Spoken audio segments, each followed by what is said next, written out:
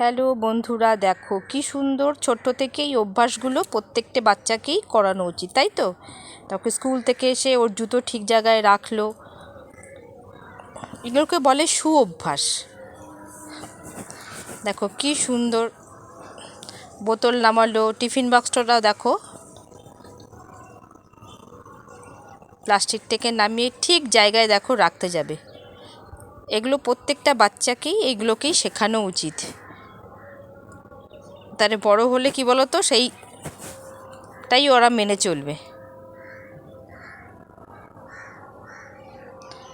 দেখো এবার জামা কাপড়গুলো খুলছে।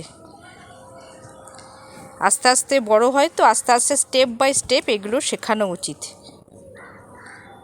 না শেখালে কী বলতো, সেগুলো আবার বদ অভ্যাসে পরিণত হয়ে যাবে, তাই তো বন্ধুরা?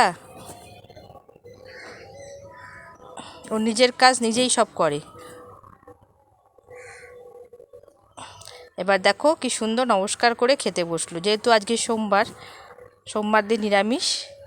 তো কেমন হলো ভিডিওটা একটু কমেন্ট করে জানিও। টাটা।